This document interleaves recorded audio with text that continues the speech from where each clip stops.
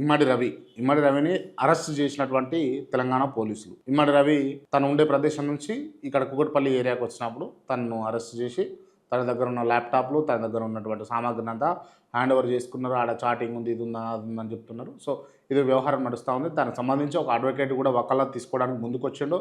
ఆ అడ్వకేట్కి కూడా విశేష స్పందన వస్తూ ఉంది.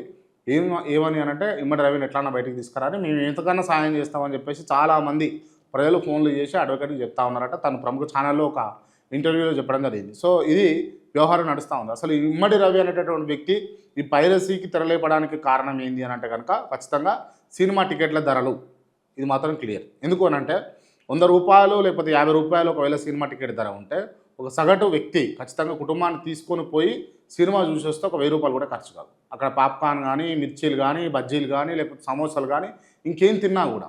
కానీ మీరు టికెట్ ధరలే 1000-1500 పెట్టి మీరు అలా అక్కడ ఉన్నటువంటి ఇంటర్వెల్ టైంలో అక్కడ ఉన్న పాప్కార్న్ కావచ్చు, లేకపోతే కోకాకోలా, పెప్సీ, లేకపోతే ఇతర ఏవైతే కూల్ డ్రింక్స్ ఉన్నాయో వాటి ధరలు ఈ ఆకాశాన్ని అంటిపోయినాయి అక్కడ.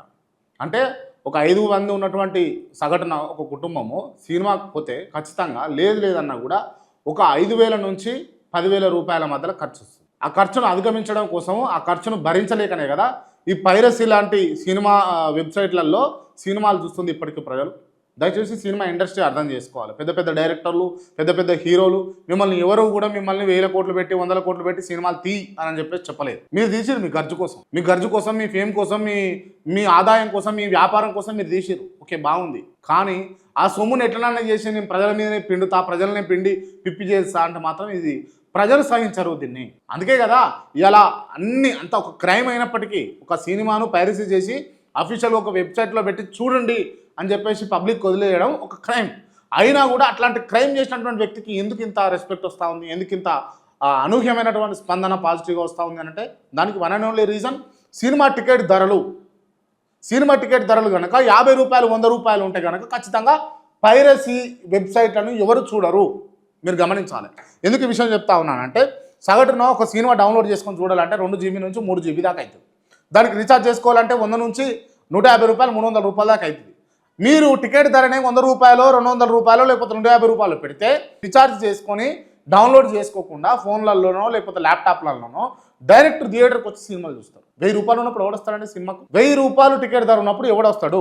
400 రూపాయలు 500 రూపాయల టికెట్ ధర ఉంటే ఎవడొస్తాడు? ఎవడు చూస్తాడు? ఎవరికి చూడాలనిపిస్తుంది? ఎవరి కోసం మీరు సినిమాలు తీస్తారు? దయచేసి ఆలోచన చేయాల్సింది.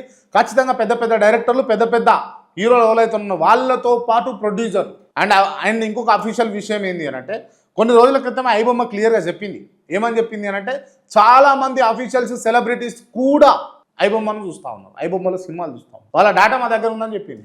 అంటే నష్టమవుతుందని చెప్పేది మీరే, నష్టం చేసుకునేది మీరే.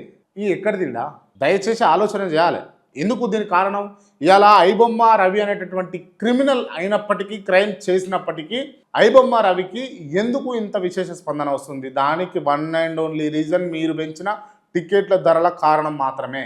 అడ్డగోలుగా సినిమాలు తీయాలి, ప్రజల నుంచి పిప్పి పిండి చేసి పీల్చాలి. ఇది కాదు కదా. Pay back to the society అంటారు కదా.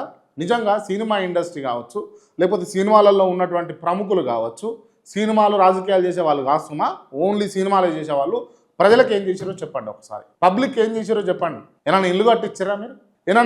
మీరు వాటర్ ఫిల్టర్లు పెట్టించారా? వాటర్ చక్కగా లేదు, వాటర్ ఫిల్టర్లు పెట్టించారా? ఏమన్నా మీరు ప్రజలకు రేషన్ ఇచ్చారా? మీరు ఏమీ లేదు. కానీ ప్రజల నుంచి మీరు తీసుకుంది కొంత మొత్తం అయితే కాదు, అధిక మొత్తం. ఇవాళ ఒక్కొక్క హీరో 10 కోట్ల రెమ్యునరేషన్, 20 కోట్ల రెమ్యునరేషన్, 50 కోట్ల రెమ్యునరేషన్, 100 కోట్ల రెమ్యునరేషన్ తీసుకుంటున్నావు అంటే దానికి కారణం ఏంటి? ప్రజలు అంటే మీ దృష్టిలో కస్టమర్లు, క్లయింట్స్, అంతే కదా, ప్రేక్షకులు కాదు. క్లియర్ ఇది. ప్రేక్షకులకు అయితే ప్రేమతోటి నువ్వు టికెట్ ధర, నీ ప్రేక్షకుడు నువ్వు తీసిన సినిమాను వచ్చి చూసి ఆయన ఆహ్లాదంతో, వినోదంతో బయటికి పోవాలని నువ్వు ప్రేమపూర్వకంగా ఆలోచన చేస్తే నువ్వు 100 రూపాయలు 150 రూపాయలు సినిమా టికెట్ ధర పెడతావు. ఇప్పుడున్న పరిస్థితులకు 1000 రూపాయలు 500 రూపాయలు పెట్టవు. ఇక రాను సినిమా టికెట్ ధర నాకు తెలిసి అయితే 5000 నుంచి 10,000 దాకా పోతూనే ఉంటుంది ఒక్కొక్క టికెట్ ధర. అయినా మనం పోతూనే ఉంటాం. ఇది వాళ్ళ తప్ప మన తప్ప మనమే తెలుసుకోవాలి. ఇది 100 కోట్ల రూపాయలు ఖర్చు పెట్టి సినిమాలు తీసి ప్రజల నుంచి వసూలు చేయాలి. ఒకటే రోజుల టర్న్ ఓవర్ అంటారు. బ్లాక్ బాస్టర్, బంపర్ హిట్, 200 కోట్ల కలెక్షన్ ఒకటే రోజు.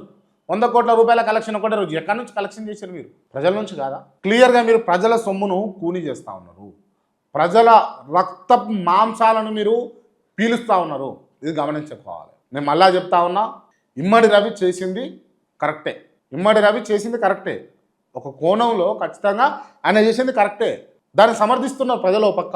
ఎందుకు? దానికి కారణం హై టికెట్ రేట్లు ఎక్కువ లేకపోతే ఇవాళ ఇమ్మడి రవి అనేటోడు ఇవాళ జైల్లో ఉండకపోతుండే, పైరసీ సినిమాలు పబ్లిక్ చూడకపోతుండే. దయచేసి గమనించాలి. దయచేసి ఇకనైనా సినిమా ఇండస్ట్రీ బుద్ధి తెచ్చుకొని కొంత టికెట్ ధరలు మీ కలెక్షన్ల కోసమో లేకపోతే మీ రాబడి కోసం కాకుండా మీరు నిమితమైనటువంటి బడ్జెట్లో సినిమాలు తీసి దయచేసి ప్రజలకు పోయేటందుకు వచ్చేటందుకు వెసులుబాటు ఉండే విధంగా టికెట్ ధరలను మీరు నియమించుకుంటే బాగుంటుంది. ఈ వందల కొద్ది రూపాయలు పెంచి మీరు అక్కడ పాప్కార్న్ ధర నిజంగా సగటున నేను ఇందాక కూడా చెప్పిన పాప్కార్న్ కూడా తినలేరండి. కూర్చున్న సీట్లకించి మల్టీప్లెక్స్ థియేటర్ పోతే బయటికి పోరు. సర్వసాధారణంగా ఒక సగం మంది పోతారు కావచ్చు, కొంతమంది ఇజ్జెత్తుకో లేకపోతే పోవాలో బయటికి పోవాలో లేకపోతే దేనికి ఒక కారణం చేత బయటికి పోతారు కావచ్చు థియేటర్ నుంచి బయటికి ఇంటర్వెల్ టైంలో. సగం మంది లేవనే లేవని మీరు చూడండి, గమనించండి. దానికి కారణం ఏంది? మీరు పెంచిన పాప్కార్న్ ధరలు కావాలా? ఏంటది పాప్కార్నా ఇంకేమన్నా? 30 రూపాయలకు దొరికే పాప్కార్న్ మీరు 230 రూపాయలకు అమ్ముతారు, 230 రూపాయలకు అమ్ముతారు. మీరు 15-20 రూపాయలు దొరికే కూల్ డ్రింకు ఆడికి పోతే 70-80 రూపాయలు ఎందుకు అవుతుంది? ఏం హిమాలయాలు పోలే కదా, లేకపోతే ఎడారి ప్రాంతంలోకి పోలే కదా.